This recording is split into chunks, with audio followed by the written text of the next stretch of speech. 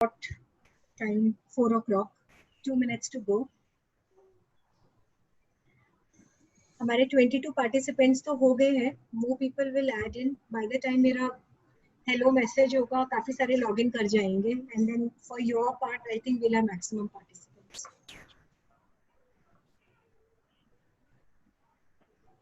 आप लोग सब वो पहन रहे हो PPE kits and all those, or are you doing COVID testing for all your patients, operative patients? Yes, ma'am. COVID testing, all pickups and transfers, yes, ma'am.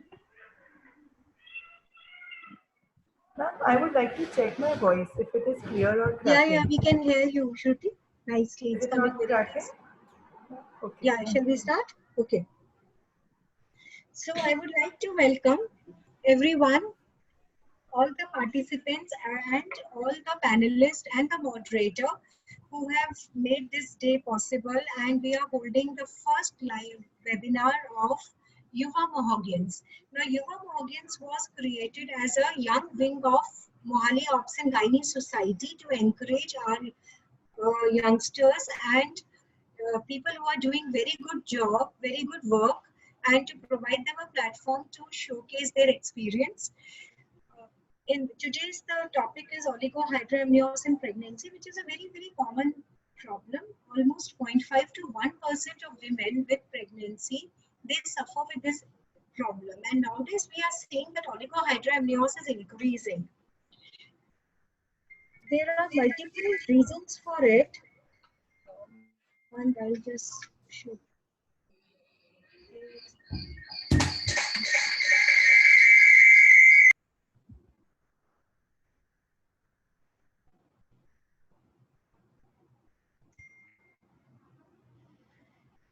So now there are many reasons for oligohydramnios, and I said 0.5 to 1 to 2% of pregnancies are affecting it. There are many causes, maternal, fetal and placental, and that is what we are going to discuss in the webinar today, and all our esteemed panelists and moderator will take us through the journey of oligohydramnios. Something I would like to say that there is a new implication apart from the maternal and fetal. Now, all the high-risk pregnancies have one major implication, that is the implication on the obstetrician.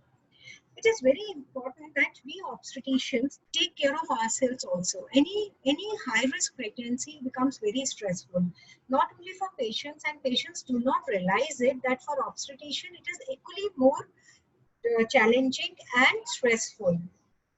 So if you see a patient with oligohydramnios, please start telling the patient, hello Rimi, how are you? Rimi has joined. She is our vice president and going to be our president soon. Rimi, welcome. You are mute. Rimi, unmute yourself. Yeah. So I was saying that it's very important that because medical legal problems arise a lot, and nowadays they are increasing, medical legal lawsuits and all.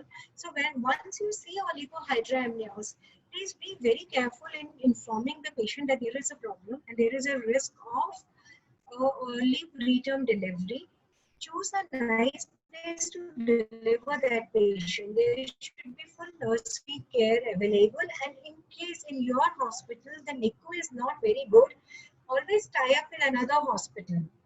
And you can transfer the baby after delivery also, and document everything.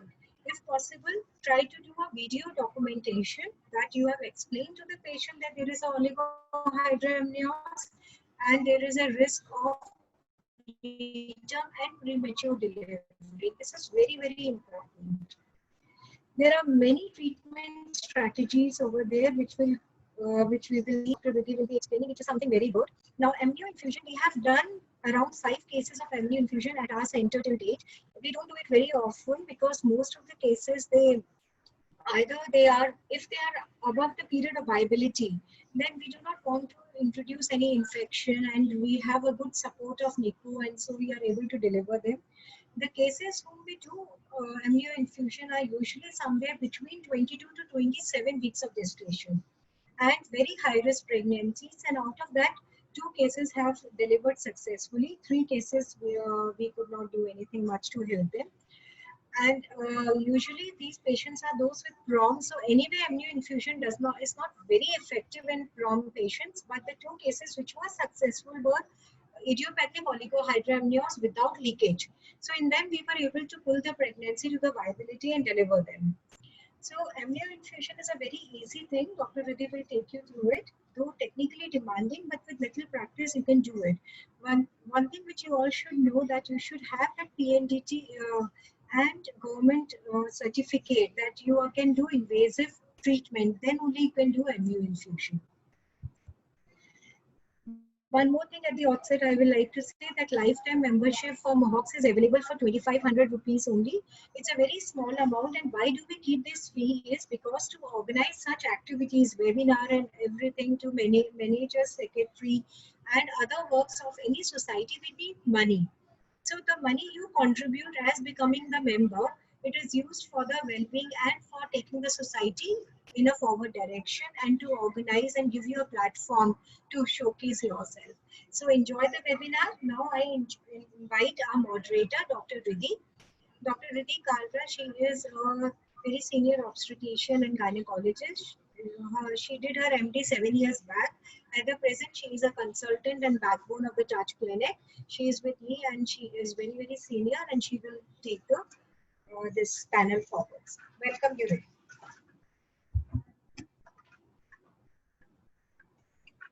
Thank you, ma'am.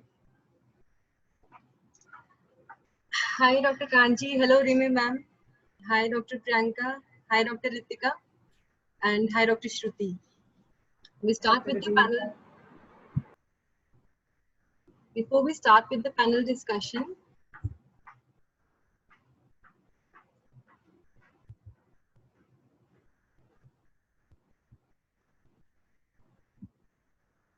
okay. So in this panel discussion, we'll try to cover in detail about everything about oligohydramnios, that is the risk factors, the maternal and the fetal complications, the management part, and the prognosis. A little bit about oligo, this perfusion, which we do it. The panel discussion on oligohydramnios, the main thing we want to focus is that initially we were planning to have case discussions, but then ma'am was like, we should cover in detail about the topic. So I invite our panelist, Dr. Alka Jindal. She is a very senior gynecologist at Meher Hospital in Zirakpur. Dr. Shruti, senior gynecologist at Pure Bliss Hospital, Panchkula. Dr. Priyanka, she is again a senior gynecologist at Amar Shakti Clinic, Sector 7, Chandigarh. Dr. Kanchi, she is senior consultant at Medicover, Chandigarh. Dr. Ritika Santokh, again, she is a senior consultant at Santokh Nursing Home. So we start with the first question with Dr. Alka. Am I audible to everyone? Okay. So my first question to Dr. Alka, what is oligohydramnios, and please explain us the dynamics of amniotic fluid. Okay, thank you, Dr. Riddhi. Am I audible? Yes, you are very much audible. Okay, thank you. So coming to oligohydramnios, it is actually an abnormal decrease in the amount of amniotic fluid during pregnancy. So what I am saying is, it is the abnormal decrease. Means we always say that how much is the life curve, what is the amniotic fluid. So actually the amniotic fluid, it starts increasing from the start of the gestation, getting a plateau at 32 to 36 weeks, and then starts falling, and post-term it is low. So whatever is abnormal decrease, it is oligohydramnios. But it is defined sonographically mainly. Sonographically, by the ultrasound, it is defined as an amniotic fluid index, which we say AFI, which is less than 5. Or the single deepest pocket, when it is less than 2, it is also labeled as oligohydramnios. Some people, they advise 2 diameter pockets, in which you take one horizontal diameter and one the vertical diameter, and combining of 2 when it is less than 4 centimeters here, then it is known as oligohydramnios. These are the sonographically measurements, but actual measurement is amniotic fluid volume, which actually tells that it is decreased or increased. But it is an invasive test, done by using dye dilution, which is not done or which is actually not required at all. So I think I have mentioned all these things. And AFI of less than 5, single deepest pocket of less than 2 centimeters, and amniotic fluid volume of less than 5th percentile for gestational age is also used. For this thing, some Moone's nomograms are available. When we chart according to that, you can take amniotic fluid index, because amniotic fluid volume is not able to assess during pregnancy. And if you are going for the actual volume, then it is less than 500 ml of volume at term. It is labeled as oligohydramnios. Okay. So after that, coming to the dynamics of oligohydramnios, before that, I would like to tell you that why are we discussing oligohydramnios today?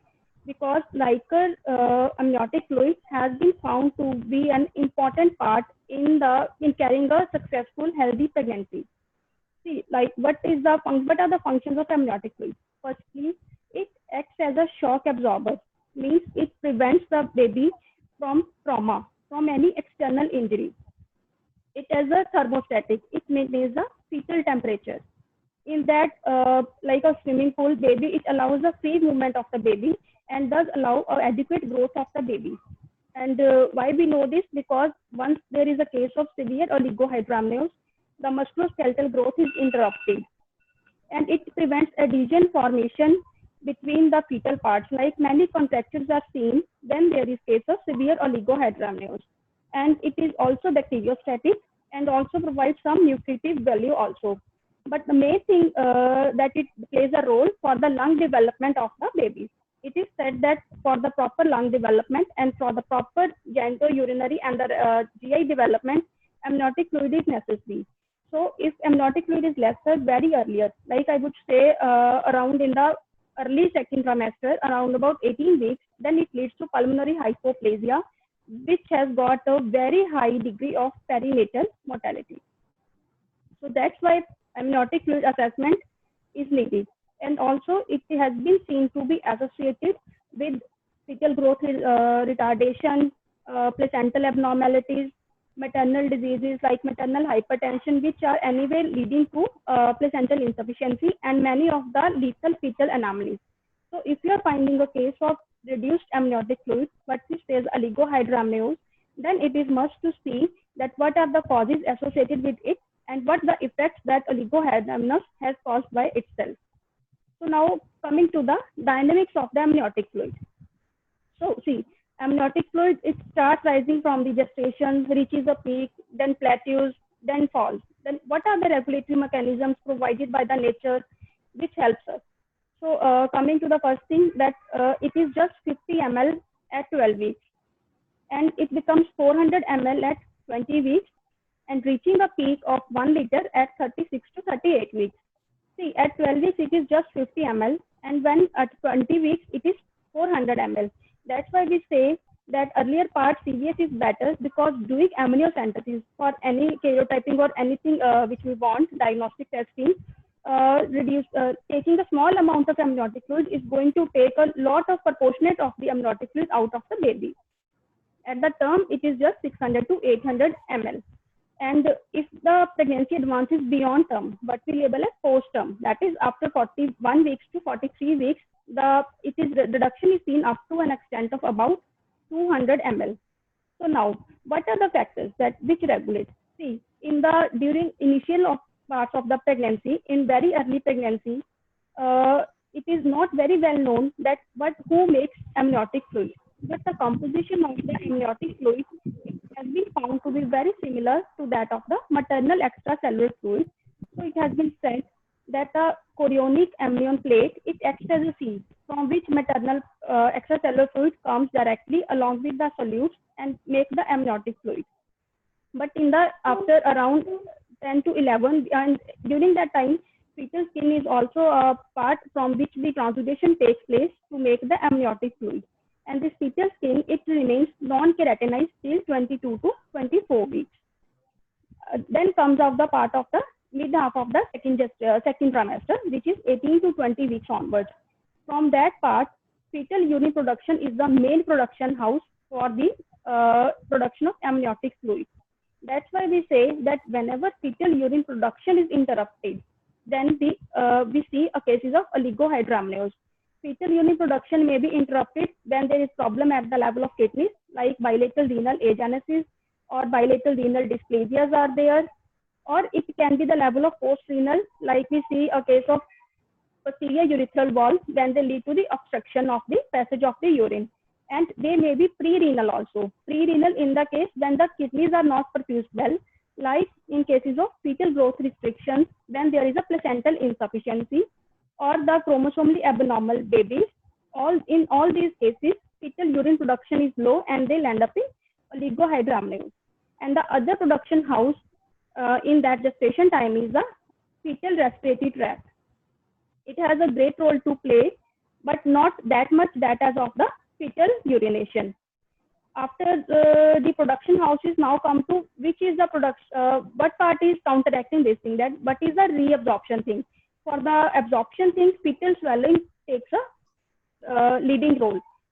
Fetal swallows at around 25 to 30% of the body weight at around term. So around 600 to 800 ml. Yeah. Hello? Voice is cracking. What's the problem, please? Hello? Am I audible? Yes, ma'am, you can carry on. Yes. Should I carry on? Yes, please. Okay, thank you. So the fetal swallowing takes a main role, leading role for the resorption of the amniotic fluid. That's why when the fetal swallowing is not there, like in tracheoesophageal atresias, it lacks it in the polyhydramnios. The other things that have been found out recently, it is the intramembranous flow as well as the transmembranous flow. Intramembranous flow is the transudation, we say absorption of the fluid from the fetal surfaces and the umbilical cord level as well as the fetal surface of the placenta. It is also playing a second most role for the absorption. That's why polyhydramnios is not seen in all cases of atresia. It is seen only in 40% cases. So, and transmembranous has not that much role to play. So, to wind up, I would just say that we have to remember three things. During the first half of the pregnancy, basically chorioamnion acts as a sieve, allowing everything to come. From the from the half of the second trimester, fetal urine production is the production house and swallowing is for the resorption thing. Any imbalance in them, it will lead to oligohydramnios or polyhydramnios.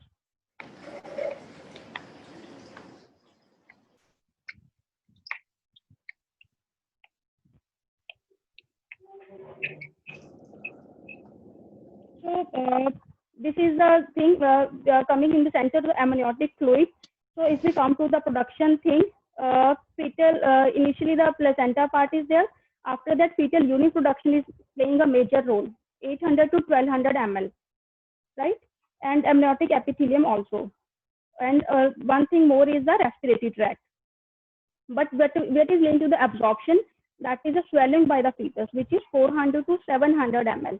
And along with it is the intramembranous absorption. So two routes of absorption, one number is swelling and the second one is intramembranous.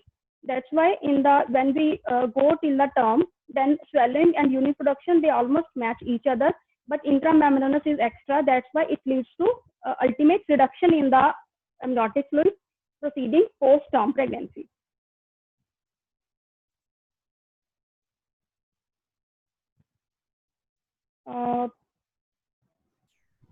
Thank you, Dr. Alka. You have nicely explained the physiology of amniotic fluid. So my next question to Dr. Kanchi, what can lead to oligohydramnios or what are the causes for oligohydramnios? Thank you, Dr. Riddhi, for your question. So coming to the causes of oligohydramnios, Dr. Alka already told one major cause is uteroplacental insufficiency. Due to preeclampsia, chronic hypertension, abruptio placentae, or a thrombotic disorder in females, or any maternal disorder, especially autoimmune disorders, which will lead to the uteroplacental insufficiency like SLE and RA, etc. Then drugs which mother is taking, like angiotensin converting enzyme inhibitors, ACE inhibitors, non-steroidal anti-inflammatory drugs, these may cause oligohydramnios again. Then fetal malformations, particularly those which are decreasing the urine production, basically fetal anomalies like renal agenesis, multicystic dysplastic kidneys, polycystic kidneys, or posterior urethral valves, or bilateral uretropelvic junction obstruction. All these can lead to oligohydramnios. Now, fetal chromosomal abnormalities, aneuploidies, which are in the fetuses, can also lead to oligohydramnios. Then IUGR, which is the very common cause of oligohydramnios. Then fetal death may cause oligohydramnios. Premature rupture of membranes, PT-PROM, again, is a very common cause of oligohydramnios. Then post-maturity may lead to oligohydramnios. Also in twins, if there is twin-to-twin transfusion syndrome, it may lead to oligohydramnios. And also there are some idiopathic causes where no cause is known, their oligohydramnios is also present. Now, coming to the implications of the oligohydramnios on fetuses, we will be covering fetal, maternal, and then obstetrical. Now, fetal complications include, there will be an increased chance of miscarriage or stillbirth, and because there will be compression of fetal organs, which may lead to birth asphyxia or hypoxic ischemic encephalopathy. Then sometimes in case of PTP-ROMs, the baby is born premature, then the baby will have prematurity complications. Again, IUGR, baby will be having IUGR. Then there can be cord compression, because the liquor is the thing which is acting as a shock absorber for the baby, and it may compress the cord, and again cord compression. Cerebral palsy may occur in patients. Preterm birth, I have told preterm prematurity complications. Baby also can have meconium aspiration. Then baby can develop contractures because all the organs are floating in the liquor sort of. Then there can be pulmonary hypoplasia if the oligohydramnios occurs at early gestation from 16 to 24 weeks, because at that time the lungs are developing. Again, IUFD may occur in cases of oligohydramnios. Also increased rate of NICU admissions, increased risk of cesarean delivery, and meconium aspiration occurs in pregnancies which are complicated with oligohydramnios. These are fetal implications.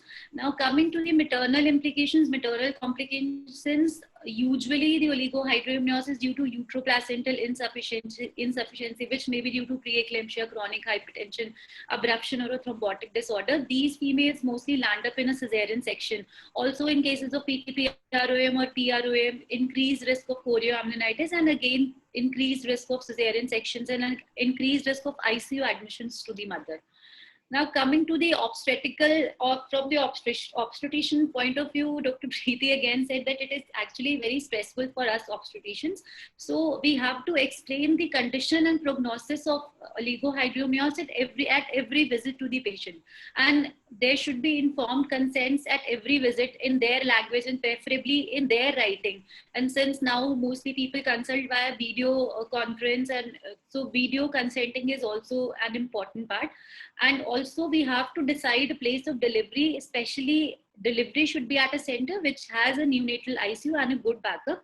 Also, we have to decide the time of delivery and mode of delivery and method of induction. These should be explained prior to the patients basically. And also we have to explain the expected complications during labor if patient is opting for a vaginal delivery, because non-reassuring anesthesia and cord compression is very common in the patients of oligohydramnios.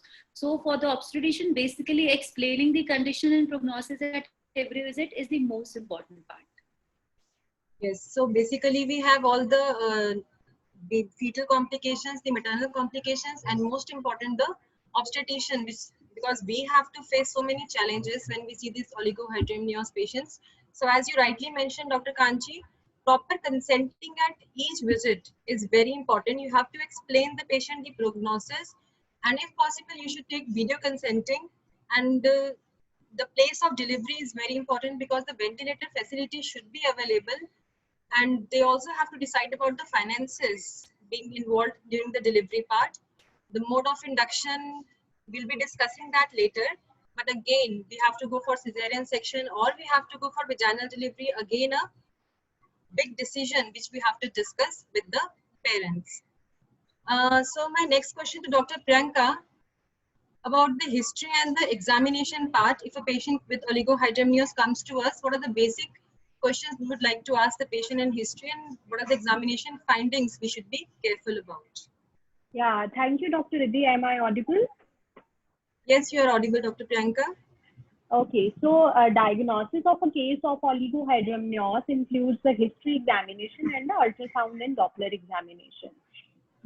Correct diagnosis leads to the correct treatment. So in the history portion, slide next, same slide.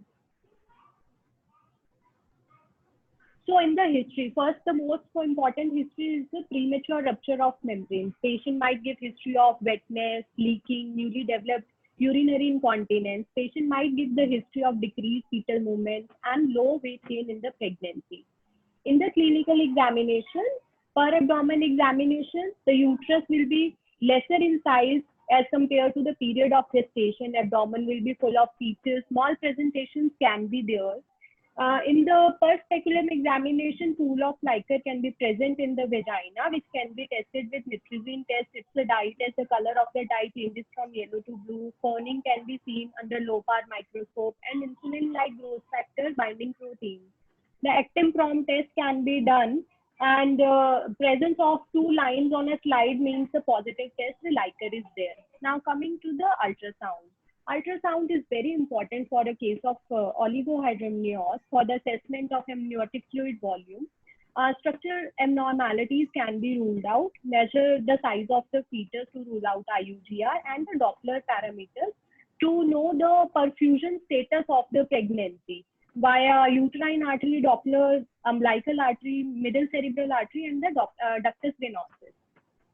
So in the next slide, we can see in the second trimester, the major reason for oligohydramnios is the anomalies. And in the third trimester, 53% is unexplained, followed by IUGR and anomalies. So ultrasound plays a great role. In the assessment of amniotic fluid volume, it can be done with two methods, AFI and SDP.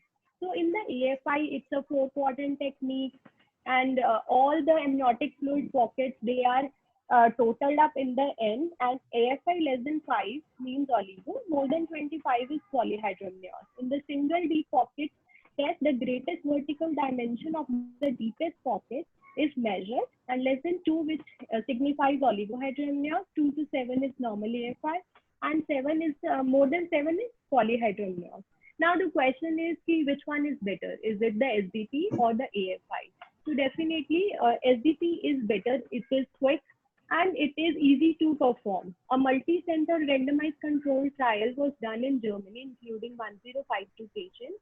And in the results, the number of cases of oligohydramnios, abnormal CTGs, and number of inductions, they were more in AFI group than the SDP group, whereas the perinatal morbidity mortality was same in both groups. So SDP is preferred over AFI. Please change the slide. It's okay, like AFI and SDP, they both are important parameters. Even I have gone through a number of studies which say that SDP is better, as you rightly said, because AFI leads to false, we are over predictions rather for oligohydramnios, more of interventions, right? But which of them is more sensitive, AFI or SDP? Like if a severe oligohydramnios patient comes to us, we should rely upon AFI or SDP?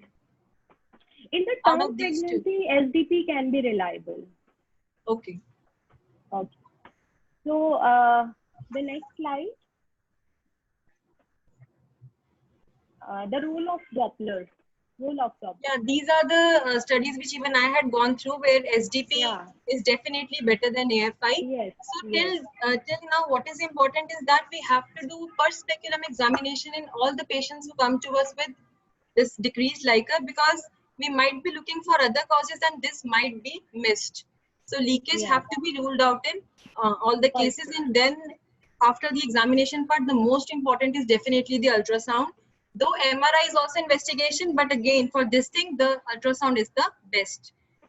But Dopplers have to be done in all the patients, those who come to No, us in with the suspected oligohydramnios? cases, suspected Okay. cases of IUGR or IUGR, yes. high risk for the preeclampsia, if they So have where the uteroplacental insufficiencies are suspected, we should go for Doppler scans. Okay. doctor, right?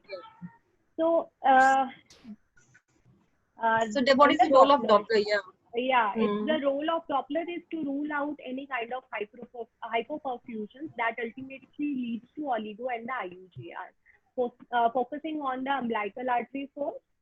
In a normal pregnancy, the Doppler waveforms of umbilical artery shows the continuous forward flow throughout the cardiac cycle, right? So the SD ratio decreases as the pregnancy advances. But in cases of hypoperfusion, the end diastolic flow that decreases, ultimately coming to absent, and then the reverse stages in the severe form of hypoperfusions or the ischemias. Whenever we get the reversal flow, that means there are more than 70% of the obliteration of the placental tertiary villi. SD, PI, RI, they all increases in cases of the umbilical artery Doppler with the increasing hypoperfusion.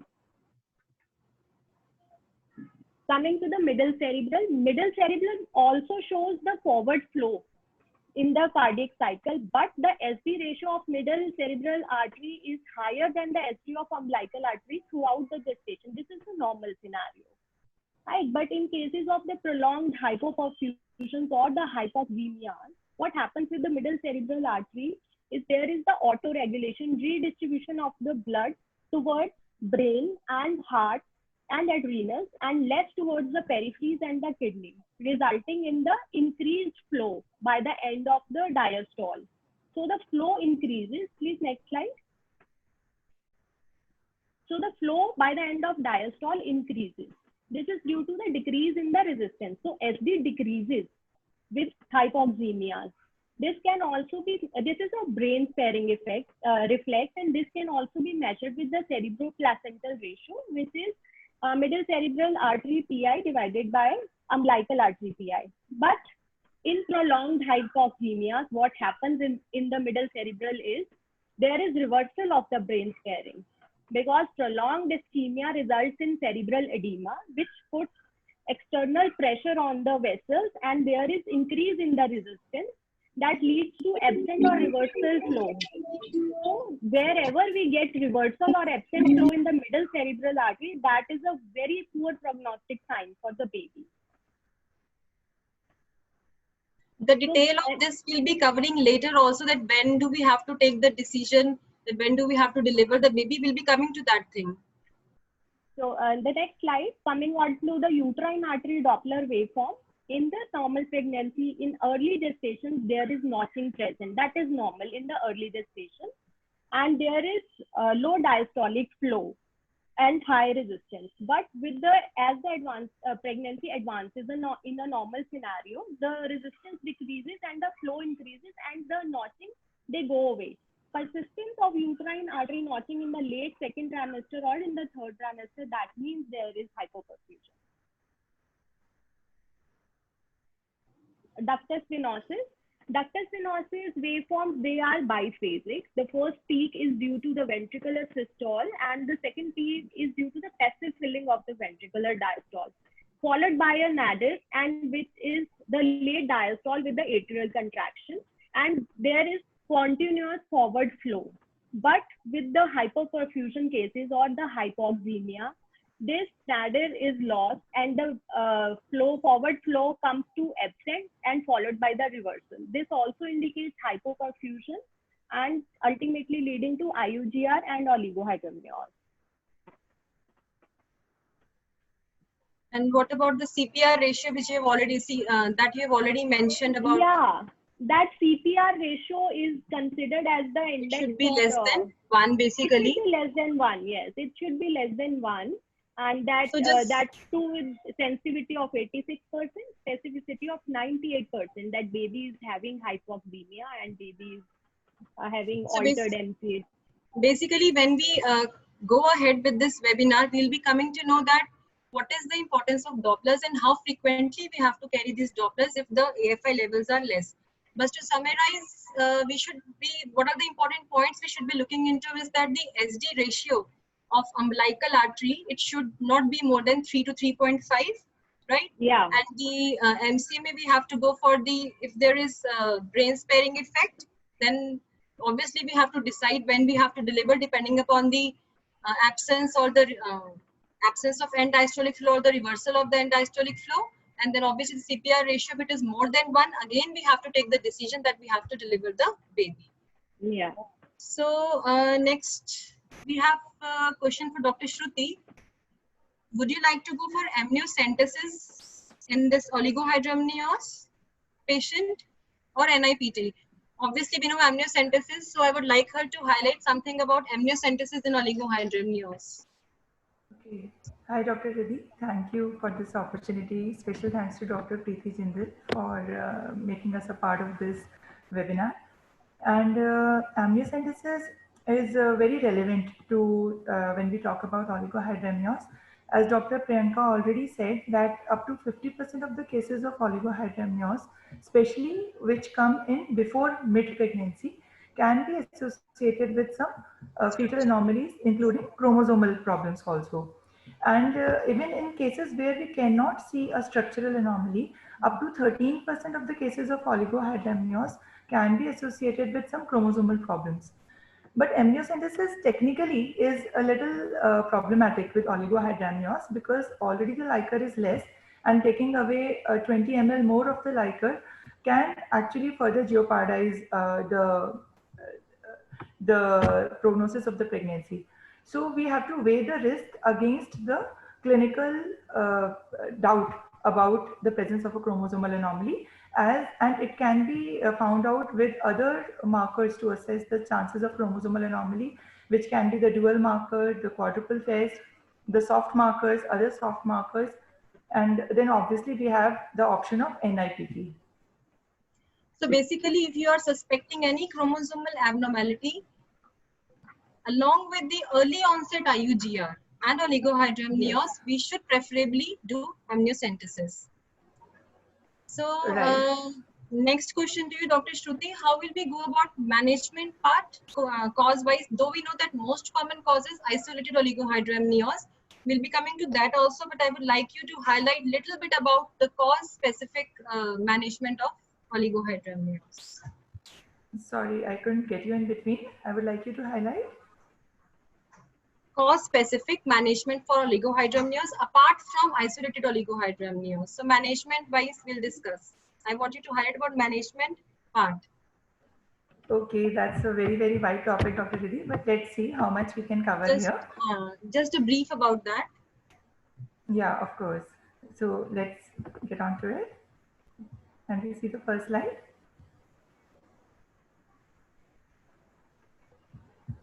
Yeah. So when we see an ultrasound report of oligohydramnios, we have to clear the confusion ourselves and to the patient also, that how we are going to go about it. So the first thing to consider here is what is the gestation at which the ultrasound has reported the oligohydramnios, and what do we think is the etiology for this oligohydramnios. So gestational age, widely we can divide between pre-viability, which according to the Western literature is 23 to 24 weeks. But in our case, we can actually consider it as 26 weeks, because practically no center would give a good prognosis to any baby born at less than 26 weeks. Am I audible? Yes, you're audible, Dr. Shruti. Yeah. And or are we looking at a viable fetus which can actually survive ex utero also and is undergoing the stress of oligohydramnios inside the uterus?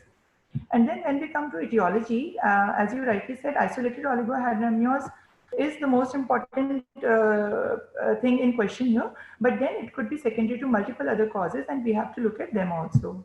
So next slide. So now, starting early, if we are getting to see oligohydramnios in a pre-viable fetus, of course, we cannot offer delivery to save the baby from the consequences of oligohydramnios.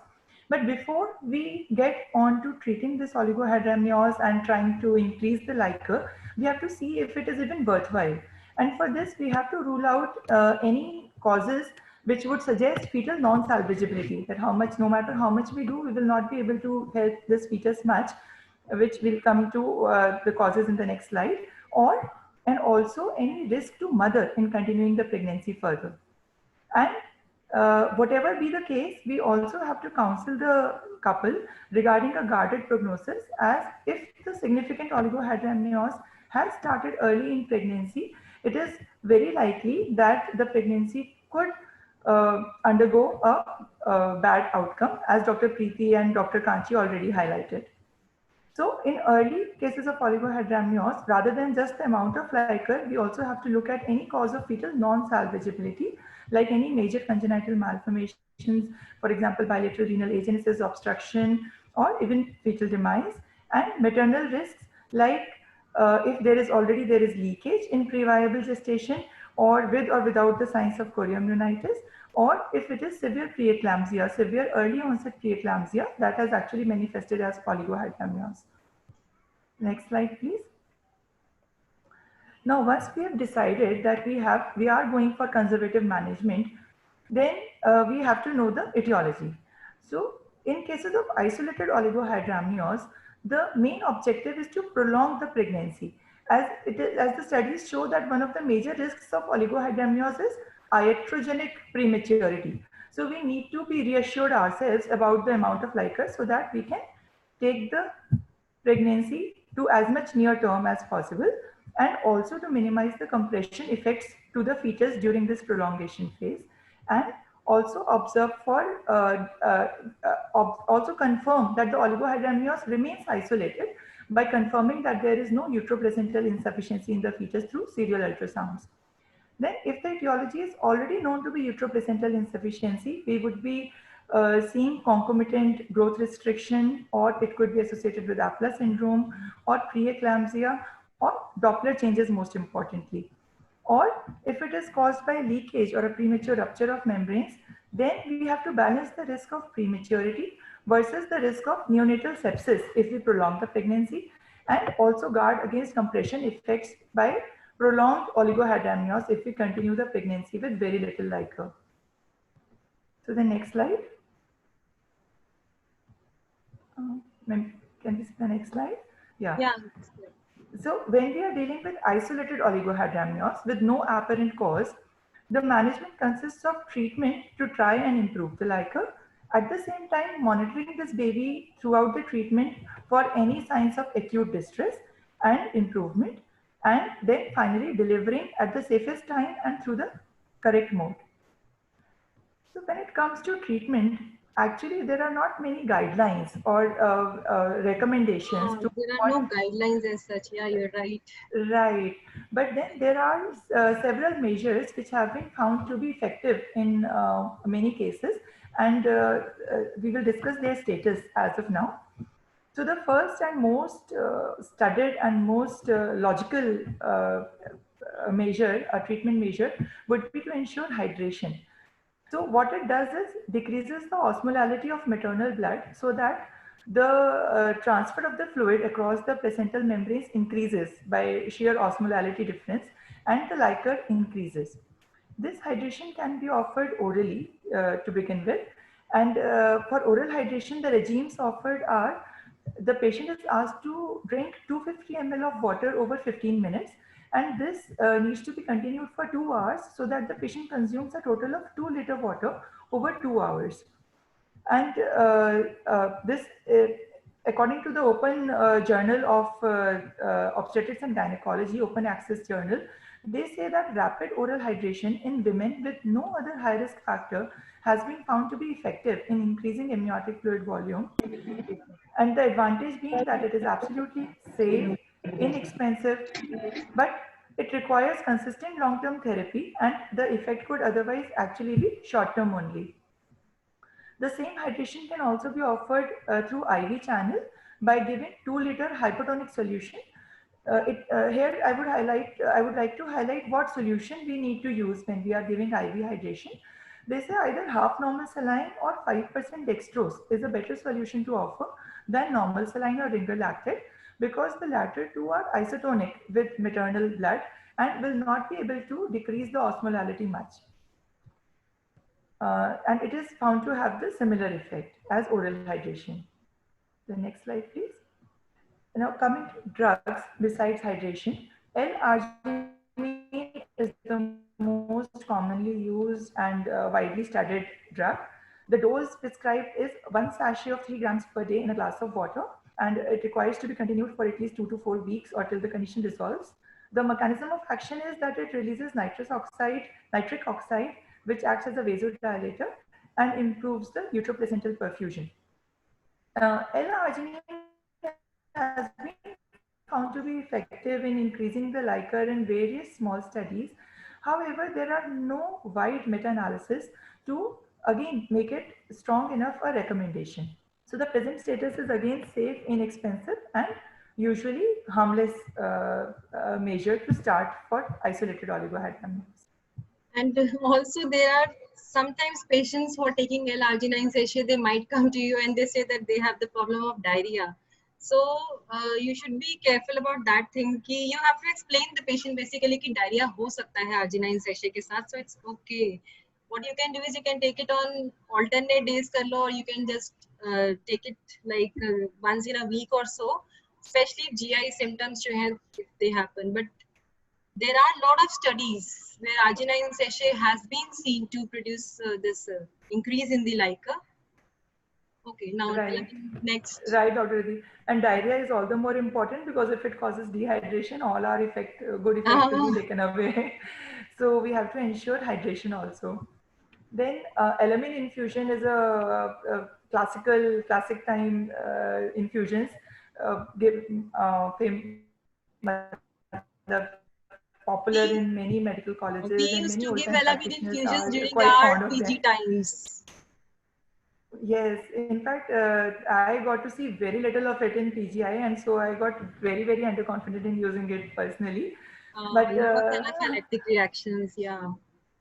yes, and the same is reported in literature also, because whereas there are so many studies which would show that it improves fetal growth as well as the Liker, but then there are concerns about possible anaphylaxis. And so, because in the absence of FDA approval and absence of any recommendation, we have to be very selective in choosing aluminum infusion. And right, like Dr. Preeti tells, that counseling is such an important part. So we have to tell the patient that there is no proven role and there are some risks, but then if there is no other measure and it is that important, we can give it a try. Then sildenafil is another controversial drug to this effect. The doses prescribed are 25 milligrams twice a day to thrice a day, which is considered a low dose for sildenafil. And the mechanism of action is it relaxes the muscles and walls of blood vessels and again causing vasodilatation, especially in the pelvic muscles, pelvic region. So it is this use is more studied in small for gestational age fetuses than oligohydramnios alone. But the reports, there are quite a few number of positive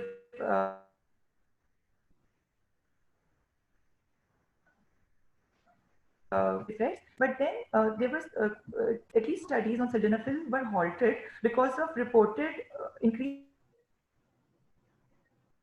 I think Dr. rate of intrauterine demise. So this is a hello. Yes, you're audible Problem now. with Your voice was connection? cracking. Maybe some internet connection problem, but now you're audible. Yeah, so there is a concern about possible association of sildenafil with sudden IUDs. And patients with oligohydramnios are already prone to IUDs, so we have to be careful and counsel before we choose to use sildenafil. And as of now, it cannot be recommended for use until cleared.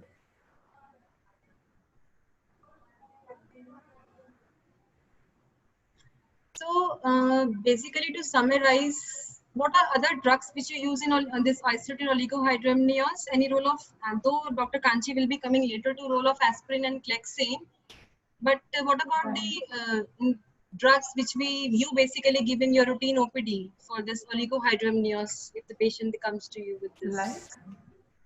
We give arginine sachet to all, preferably. Select, yes, yeah. We can give twice BJ or we can give TDS. You can give for oral or you can go for vaginal route because Alex, there are a lot of patients who complain of headache, right? And then we have ecospirin.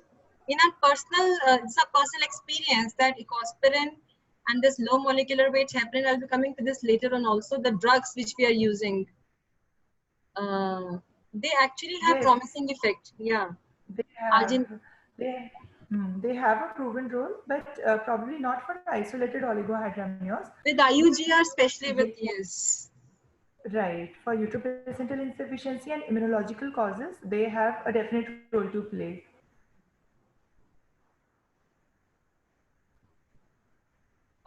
Where were we?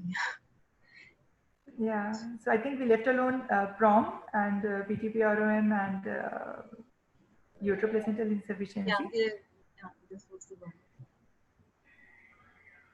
So, causing about cause-wise management, if we can, talking about, shall I go ahead? You go ahead, Dr. Shruti.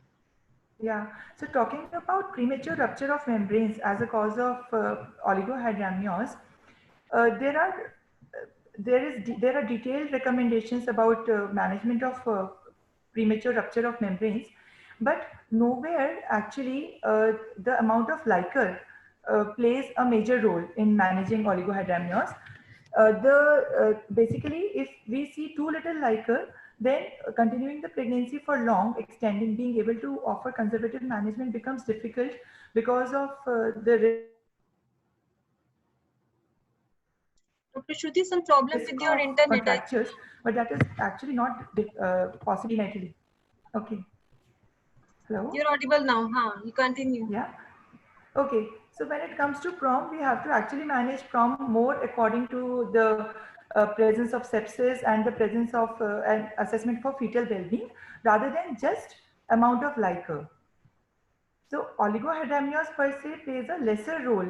Amount of oligohydramnios plays a lesser role in management of PROM than other factors, right?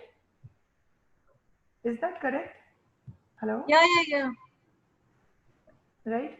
So Yes. do you want me to go into greater detail with PROM? No, that's okay because it's a different topic and very vast topic, so we'll be lost there.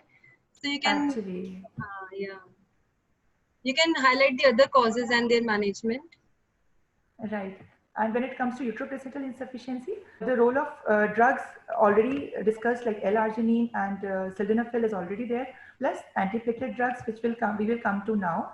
And the management consists of Doppler assessments and NST to decide regarding the status of fetal distress and to diagnose any acute fetal distress at any time. Otherwise, the associated oligohydramnios plays a lesser role these days in managing uteroplacental insufficiency, as even biophysical profile score is coming to take a lower importance than Doppler assessments in deciding regarding termination of pregnancy. She'll discuss. Okay. I think we are running short of time also. So the take-home message is basically that if a patient with isolated oligohydramnios comes to us, so we can offer maternal hydration, which Dr. Shruti has highlighted. Oral versus IV. Tablet Select can be given or sildenafil can be given, 25 milligram BD or TDS. Ecosprin will be coming ahead, 75 milligram or 150 depending upon how severe IUGR it is. Usually if you are giving Clexane, it's better to keep 75 milligram ecosprin with it. Arginine sachet can be given. Antibiotic coverage can be given whether PROM is there or not, because might be some acute insult, might be some infection which might have led to oligohydramnios. So we can give an antibiotic course also for this thing. And steroid coverage is very much important. We'll be coming ahead. We'll be going ahead with the steroid coverage in detail. Amnio infusion, again, Dr. Ritika will be coming to this. So my next question to Dr. Ritika, what is the role of amnio infusion in oligohydramnios? Dr. Ritika, are you there? Thank you, Dr. Riddhi. Please tell us the role of amnio infusion. Amnio infusion is the process of the installation of isotonic solution like NS and RL in the amniotic cavity under the ultrasound guidance. It can be done either intra-abdominally or intracervically. Intra-abdominally, a needle is inserted through the uterine wall or intrauterine catheter through the intracervically before delivery for certain antepartum and intrapartum condition. So the main role of amnioinfusion depends is restoration of the amniotic fluid volume in the mid trimester or in early third trimester. This procedure is clinically practiced since 1980s, but lack of evidence and the study and audit makes us difficult to say that it has been used as a therapeutic procedure or not. Major indications where amnioinfusion is being used is to rule out all the structural malformations, giving a good acoustic window in oligohydramnios so that we know that the baby is having some renal agenesis or other CMF problems for which the dilemma of an obstetrician of delivering or emergency C-section can be ruled out. Then prevention of a cord compression, reducing the repetitive variable of FHS decelerations give us some time for having a viable baby. Oligohydramnios, thus reducing the lung hypoplasia. Meconium exchange amnioinfusions, benefiting the labor woman by reducing the risk of meconium aspiration syndrome. And in some, prophylaxis for chorioamnitis has also been used. Next slide, please. There have been contraindications of chorioamnitis like chorioamnitis, placental abruptia, maternal immunosuppression, multiple pregnancy, placenta previa, uterine hypertonus, more than 15 mmHg, we actually absolute the procedure. Fetal anomalies having incapital with life. Next slide. I would like to signify in this slide a fetus with 26 weeks. The survival rate is 33.3% only. And at 28, it goes to 45.3. Once the fetal weight moves to 800, almost 80% of the survival chances increases. So if we're having an oligohydramnios and IUGR at 26 weeks, just expanding 2 more weeks, we can increase the survival rate. Actually, there are... Proceed. You want to say something, Dr. Riddhi? No, we'll be discussing that later on. You finish off with your part. Absolutely. So now in the procedure of amnioinfusion, after taking a consent, a detailed examination of the vagina, the cervix, any dilatation, any cord prolapse, and the uterine tone, which is less than 15 mmHg, then we start the procedure.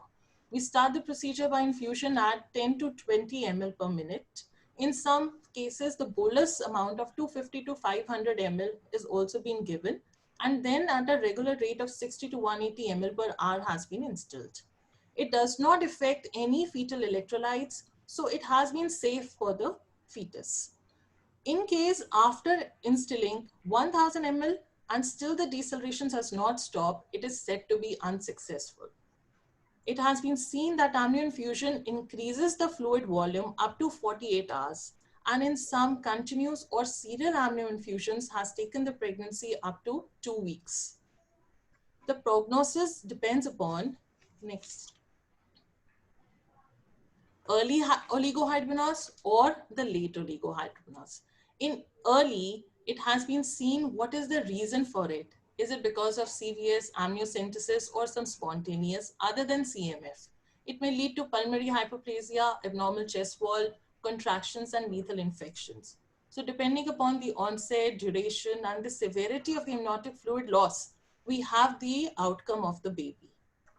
Ultrasound is more difficult in early oligohydramnios. Thus, amniocentesis gives a good window to see and to remove all the dilemmas for CMF ruling out. In late oligohydramnios, adverse perinatal outcome comes because of umbilical cord compression, uteroplacental insufficiency, and increased incidence of meconium-stained amniotic fluid. We can have stillbirth, neonatal death, fetal distress in labor, low Apgar score, and neonatal complications. Maternally, we can have preeclampsia, reduced success of external cephalic version, induction of labor becomes poor, VBAC, and there's a poor control in labor pains. In some cases, postpartum sepsis has also been seen. I think monitoring we can skip because we're running short of time. So basically the crux is that I have gone through amnioinfusion. There are no as such clear-cut guidelines that whether we should go for amnioinfusion or not. There are just the studies. I'm sure you all must have read about this. There are just studies which say the crux of the conclusion for each study is that it's better to go for therapeutic rather than prophylactic amnio infusion. There's a Am I hospital. right, Dr. Ritika? Absolutely. And there's only one study, Bainstock and Associates in 2014, in which they have a successful baby after amnio infusion because of renal agenesis. So they could manage one baby with renal transplant. Rest everywhere it has been concluded that not to be used as a therapeutic. Yeah, not to be used, yes. So my next question to you, Dr. Ritika, how will we monitor these patients of oligohydramnios? How frequently we have to go for scans and NSTs? Basically, NST is a reactive from 32 weeks onwards. It has been seen from 28 to 32 weeks, 15% NST are non-reactive.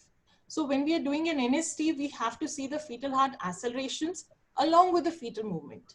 When we are having decelerations, NST should be taken with biophysical profile. And biophysical profile, in case a modified biophysical profile, that is NST plus fetal breathing movement, fetal movement, having 3 or more discrete limb movements within the 30 minutes. Fetal tone, that is extension, returning to flexion, opening and closing of hands. Amniotic fluid index or volume, that is single deep pocket, is more than 2 centimeter. In case the score is less than 4, bi-weekly biophysical profile has to be done. It helps us in preventing the placental dysfunction, renal perfusion, and decreasing further the amniotic fluid volume. In case of Dopplers, umbilical artery is the main source. In case of normal, as explained earlier, high velocity diastolic flow is in the normal fetus. As well as the restricted growth, we have a diminished umbilical artery diastolic flow. So seeing the diminished, then absent, then reversal, we are supposed to go for umbilical artery biweekly. And in case of high risk cases, ductus venosus can be done daily.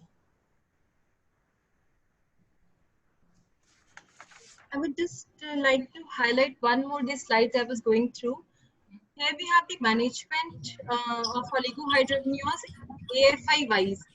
I'm not going into detail about this thing. The thing is that if we are above 37 weeks and AFI comes out to be less than 5, then obviously we should offer induction to the patient, right? But sometimes if the patient is not ready with the induction part, they want to go ahead, they want to wait further. So what we can do is that after counseling and taking proper consenting from them, we have to do scans every week for AFI and the Doppler scan. And we should go for twice a week NST because NST is effective for 72 hours. So twice a week NST and weekly AFI and Dopplers should be done. So Steroid recommendation. Yes, if the fetal weight and AFI and Doppler is normal, then we can extend to bi-week after 2 weeks. 2 weeks, after 2 weeks, right. So steroid coverage will be coming later on.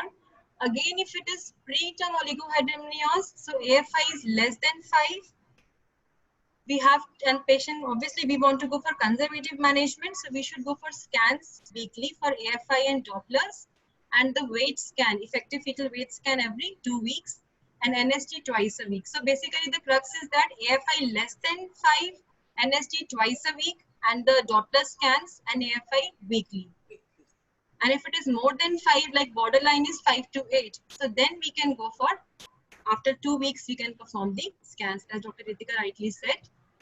So, Dr. Kanchi, I would like to ask, what is the role of ecospirin and Clexane, this low molecular weight heparin, in oligohydramnios associated with IUGR?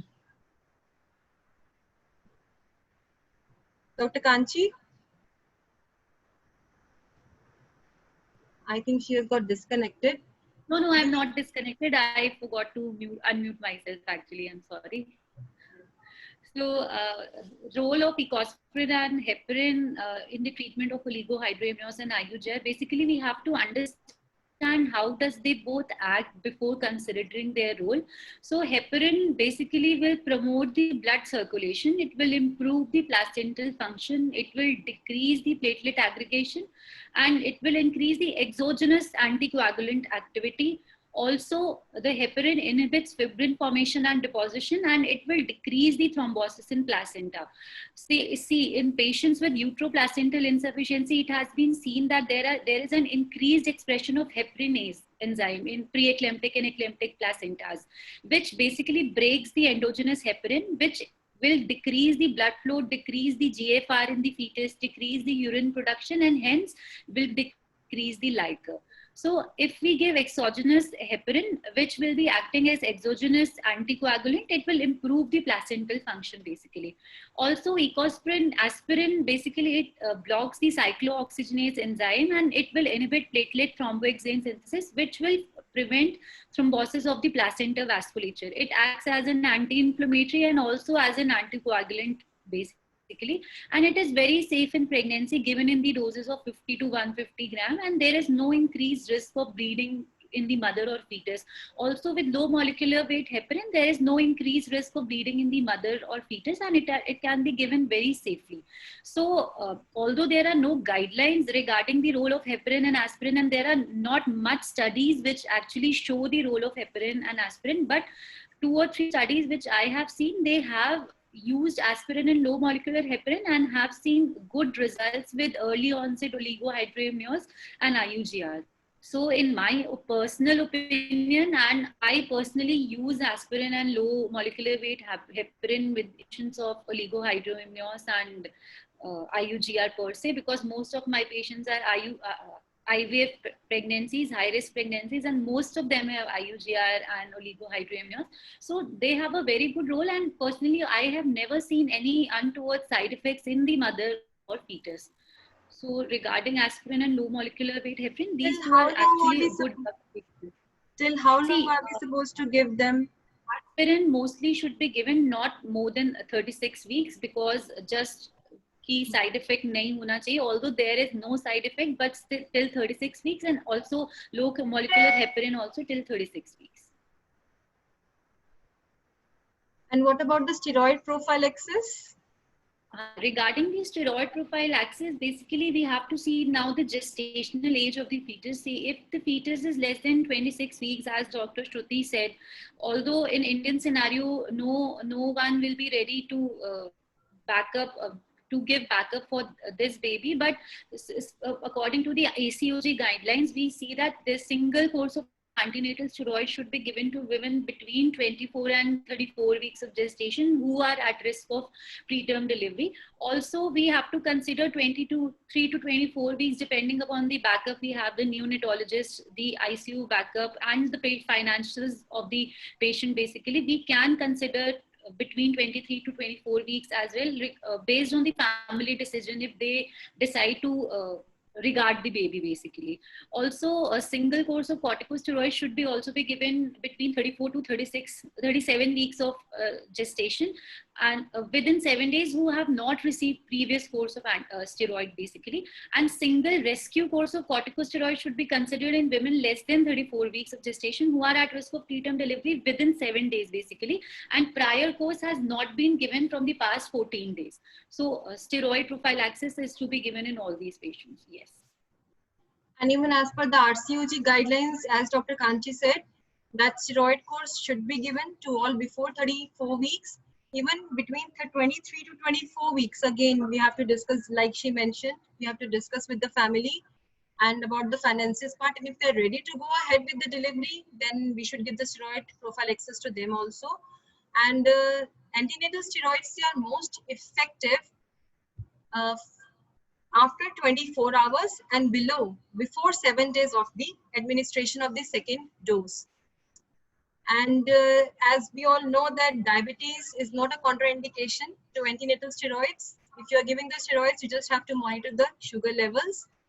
And if we are going for everything is fine, apart from the, like if we have isolated oligohydramnios, then also we should go till 37 or 38 weeks. 37 is the cutoff. And we should give steroids till 39 weeks as per the RCOG guidelines if we are going for elective cesarean. I'm not going with the oligohydramnios part, just a routine thing. If we are going for elective cesarean in any patient, it should be done preferably at 39 weeks and steroid cover should be given till 39 weeks of gestation. Okay. So my question to Dr. Alka, when, where, and how to deliver these patients of oligohydramnios? Yeah, Dr. Lee, will you please put on the slide? Is it visible, Dr. Alka?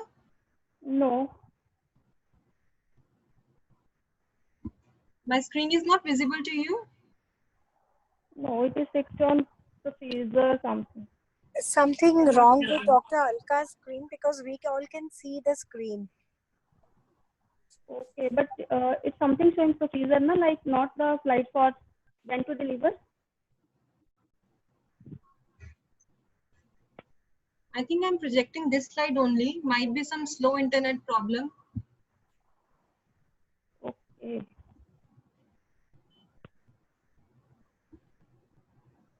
So we can discuss about when to deliver these patients of oligohydramnios. Will we Ricky, have before, slides? I would like to add Okay. few things till Dr. Alka is adjusting her slides. About the aspirin thing, very nicely explained. Now, aspirin affects the platelet count. So, it basically affects the functionality of the platelets. The reason to stop aspirin at 36 weeks is that if you keep on giving aspirin, then the platelet will not be functional that much for 3 days. And if patient goes in labor or you have to do a cesarean, then it might be a problem giving her epidural anesthesia, and even bleeding may be an issue. For the heparin can be stopped 12 hours before the surgery or delivery. And heparin long term does not have effect on the baby because it does not cross the placenta. Another thing is that heparin, if you start low molecular weight heparin, I'm talking about low molecular weight heparin all the time. So low molecular weight heparin, it does not affect in any other way except for some women may have an allergic reaction which is known as HIT, heparin induced thrombocytopenia. So if you start a woman on low molecular weight heparin, after 1 week you should do her complete blood count. One should be at the time when you start, and you repeat the platelet count after 1 week. And if the platelet count is normal, then you don't have to do anything else to monitor these patients. So just wanted to add this. Now you take over, Riddhi. Yeah. And thank you, ma'am. And if you have subscribed 150 milligram aspirin, then instead of 72 hours, it should be 120 hours. That means 5 days prior to the day which you have planned for cesarean, we should stop the aspirin if you want to go for epidural. Dr. Alka, are you able to see the screen now? I think she got disconnected. So Riddhi, you can take up the slides. Yeah. Okay. So basically, when we have to deliver, again, we have to decide depending upon whether it is isolated oligohydramnios or there is maternal hypertension or PROM or any associated fetal anomalies. As per ACOG recommendations 2018, in case of isolated Excuse me. I think I would go without the slides if you don't mind. I don't have. Dr. Alka, you take your call. You can speak. Yeah. Okay. Yeah. So let me go without the slides. There might be some differences. Firstly, there is when to deliver. So when to deliver, so we have to decide that what is it a isolated oligohydramnios or it is a complicated one. Like isolated oligo, just getting reduced amount of liquor, but there is not associated any uteroplacental insufficiency, or there is no maternal cause, no fetal anomalies are associated, nothing is there. So it is just reduced liquor.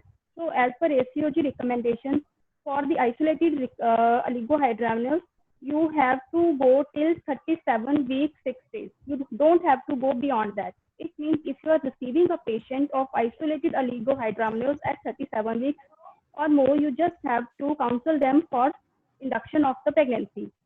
Dr. Riddhi, already you have told that if the patient is not willing to go for termination at this point, you have to take consent, and preferably a video consent if possible.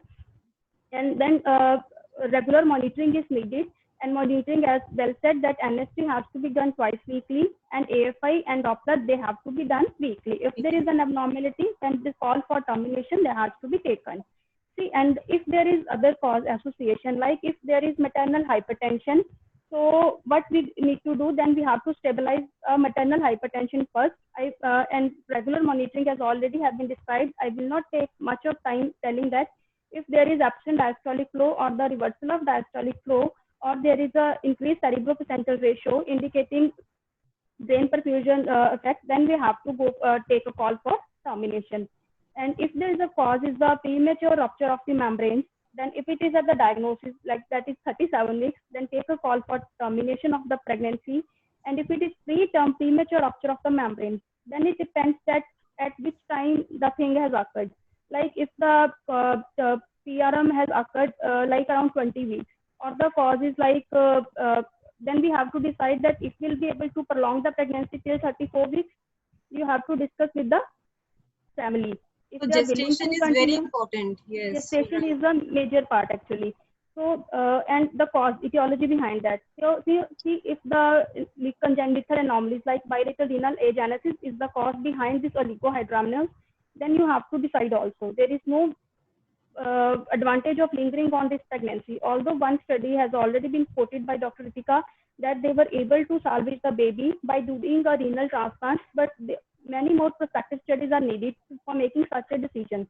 So considering the etiology and considering the gestational age, if the thing is that if it is an isolated oligohydramnios, then terminate from 36 weeks to 37 weeks 6 days.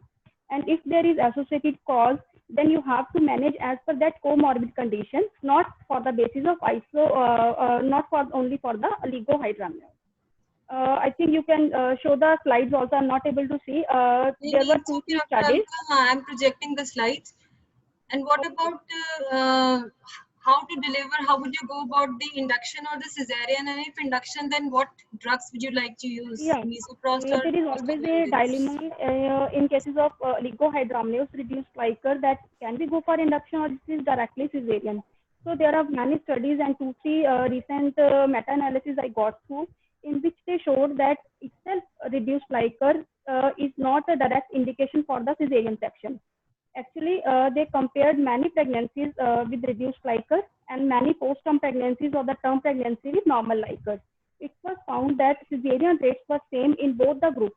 The only difference was that the rate of cesarean section in the LIGO group was mainly due to non-reassuring fetal heart rate, which indicates that you can go for induction of labor, but the only thing that you have to take care continuous intrapartum fetal monitoring is must.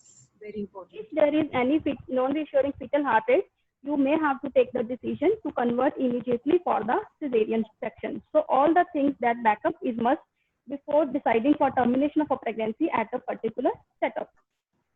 And now, after we have decided that we have to go for induction of the labor, then which induction agent? Is it misoprost or is it TGE2? So I got through many studies. There were few studies which compared the role of misoprost in LIGO as well as in normal pregnancies. And many studies were there which compared the role of dinoprostrone in normal pregnancies as well as oligo. They were individually there. They showed that both of these, they don't cause an increase in cesarean rate. But there was only one study which compared misoprost as well as dinoprostrone. The reason for comparison is that because we all know that misoprost is somehow associated with more tachyfistulae and more fetal distress. Since oligo is itself associated with the increased chances of fetal distress, so that it was compared. But it was found that there is no difference between this misoprost and the dinoprostrone. But it was a retrospective study and not many patients were there. So to decide that which one of them is the best one, we need to do a lot of prospective studies. But how to deliver comes the induction of the labor. But which induction agent, that we have to decide personally till the time some great evidence comes up to us. And one more thing was there, where to deliver. So see, if it is an isolated oligohydramnios, then there remain controversy that if it is associated with poor perinatal outcome or not. But I have gone through a large number of studies.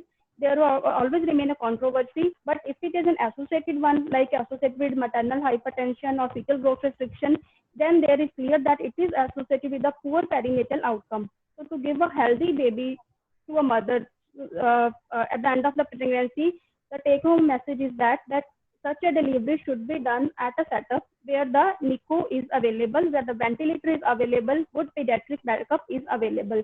We can't take risk of getting that for this controversy. So the carry home is induced at 37 week 6 days. Don't go beyond that. and induction of labor can be done with good intrapartum fetal monitoring, and try to do early artificial rupture of membrane during the active phase of the labor to see any meconium, look for any fetal distress, and conversion to cesarean section if needed immediately, and a good neonatal backup. Thank you, Dr. Alka. You have nicely summarized the entire topic. Thank you. I hope in this 1 hour we could do the justice to the topic. Now I request Dr. Isha, she is consultant over here in Touch Clinic only, to please come and welcome Dr. Remy for the vote of thanks. Thank you. I'm very well here, Riddhi. Oh, hello, ma'am. Hello, Isha. Hello, ma'am. Yeah, no need to for formal welcome. Yeah, I'm here only. I'm listening to all of you. It was a very nice webinar, Riddhi, and to all our young Mahoganyans. Very well, Alka, Kanchi, Shruti. Hello, Ritika. I think everyone left. No, ma'am, everybody is there. Okay. I just want to highlight 2 points. Like, according to, in my experience, financial counseling is very much needed in patients with the oligohydramnios, like when to deliver and how much like parents have to pay, and especially if they are IVF twins, and if they are like high risk patients, and if they are long infertility patients, financial counseling is very, very, very important, and it should be in a written. And we have to take a look of pediatrician also. We have to take his notes also in our file. Like, we have to take this patient for delivery and what would be the prognosis for the baby according to pediatrician point of view. That is missed. Yes. Yeah, that is very much needed. That I am doing in my practice. Yeah, we have to take both the forms. My opinion also, I have to take it in written along with the pediatrician's opinion. What will be the prognosis for both the babies? If especially in patients with the twins, and especially in patients with the IVF twins and high risk patients. And secondly, I would like to highlight, like, we have to weigh whether we have to go for a normal or whether we have to go for a cesarean. That time we have to weigh, like, if you are working in a government setup and if you are working in a private setup, it is a huge difference in working in both these setups, because working in a government setup is totally different. If patient will die, if the babies will have, like, if they are not salvageable, patient will not say anything. But if you are in private, patient will not leave your anything. I mean, he will definitely put up a case. For that, we have to weigh the risk, whether we have to go for normal or whether we have to go for a cesarean. In my practice, I would like to go for cesarean because I want my baby and mother should be fine. That should be fine. Like, this is a carry home jet. That just 2 points I want to highlight. Rest everything I think we have discussed. Hello, Alka. Nice to see you after such a long time. Hello, ma'am. I was muted. Hi. Yeah, it was very long time. Yeah. Hello, Kanchi. Hi, ma'am. How are you, ma'am? Yeah, fine, Kanchi, fine. Everything is fine. Chalo, I think we are going to wind up this session. Best of luck for our next session with young audience. Thank you. Thanks a lot. Bye.